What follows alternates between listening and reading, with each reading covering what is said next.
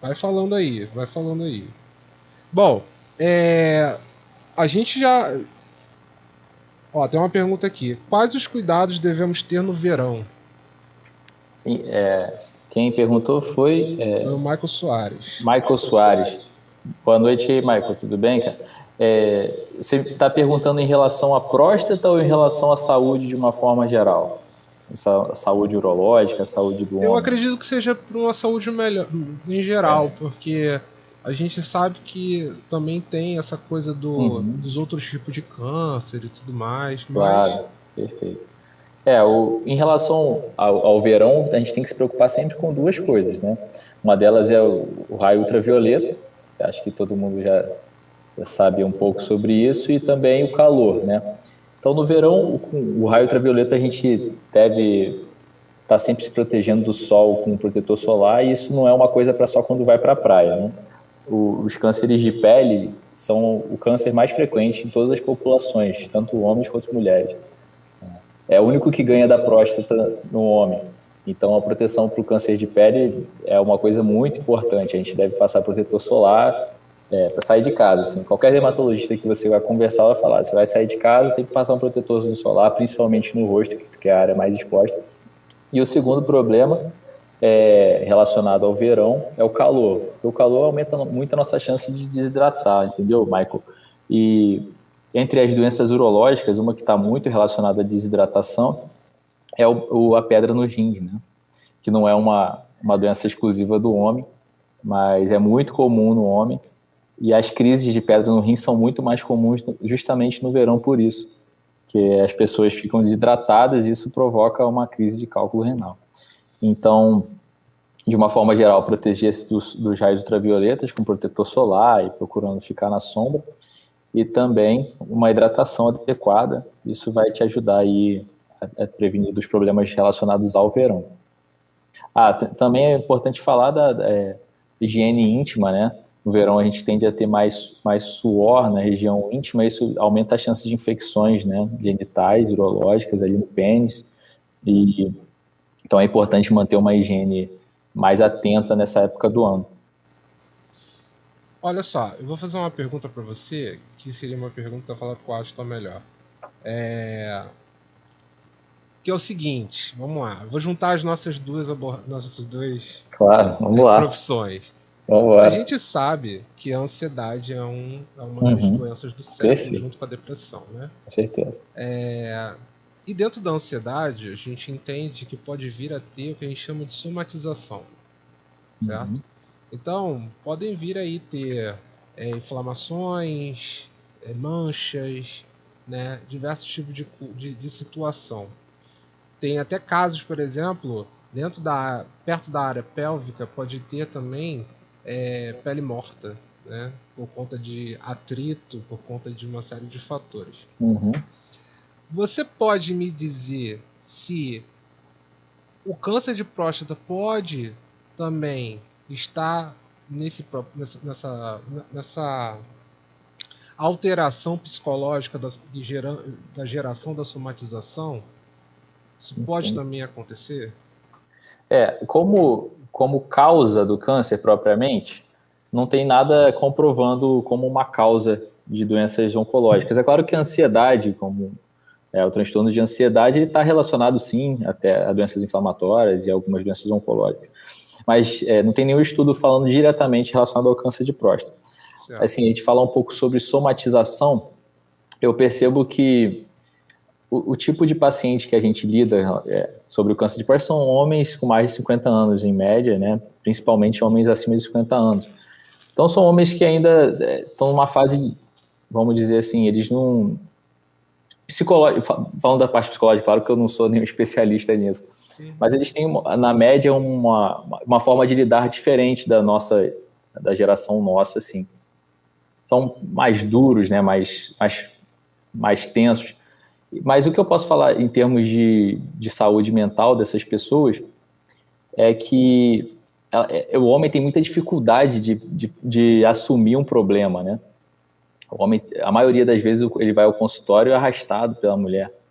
Então, ele tem muita dificuldade de se cuidar, de buscar se cuidar. Eu não sei se exatamente é por medo de descobrir, que não quer descobrir, ou por desleixo, mas de uma forma geral eu observo que a reação, quando a gente tem um diagnóstico, eles ficam bem caídos, mas eu não percebo tanta somatização relacionada a isso. Não tem muita somatização, tem muito diálogo, né, para explicar que é uma doença com uma taxa de cura muito boa, e até eles conseguirem entender isso, a gente vai conversando, mas não percebo muita somatização relacionada a esse tipo de problema, até porque, né, é um problema que é muito silencioso, ele não causa muitos sintomas no começo, não causa praticamente sintoma nenhum, só quando ele está em fases muito avançadas. Então, não percebo tanta relação com somatização, assim, não, relacionada ao câncer de próstata propriamente. Percebo pessoas que ficam mais deprimidas, né? Pessoas que ficam eu fiz mais essa tristes. Entendi. É porque eu fiz essa pergunta porque, assim, a gente tem alguns casos, assim, eu realmente não sei se isso tem alguma comprovação científica. Mas, por exemplo, tem gente que tem câncer e você fala assim, olha, você só tem 6 meses de vida, 3 meses de vida, e as pessoas duram 10 anos, né? Aham. Então, assim, enquanto isso, tem pessoas que, às vezes, do nada, estão tranquilas e tal, descobrem que tem um câncer e acabam morrendo porque entram em uma depressão profunda ou entram numa ansiedade muito, muito Que acabam, catastrófica. não querem buscar tratamento, né? Preferem se Exatamente. acomodar, se Então, recluir. eu não sei se a doença em si, ela também tem a ver com esse gap mental, entende? Ah, entendi. Por isso É, que a somatização é só um dos sinais, né, de uma ansiedade, né, assim como a compulsão, mas assim, a gente trabalha com muita gente somatizante, né? Com muita gente que somatiza, engorda, emagrece, tem espinha, né? Tem acne, tem várias coisas que ocorrem por conta da ansiedade ou por conta da depressão. Então eu queria entender se isso estava automaticamente entendi. também, entendeu? Entendi. Só para não ter O que a dúvida. gente percebe é que o efeito psicológico, né, o comportamento do paciente relacionado à doença dele ajuda no tratamento, né, melhora, né, quando o paciente está empenhado, né, em buscar o tratamento, ele está motivado, ele está entendendo que ele pode ser curado, aquilo ajuda a coisa a andar melhor, né.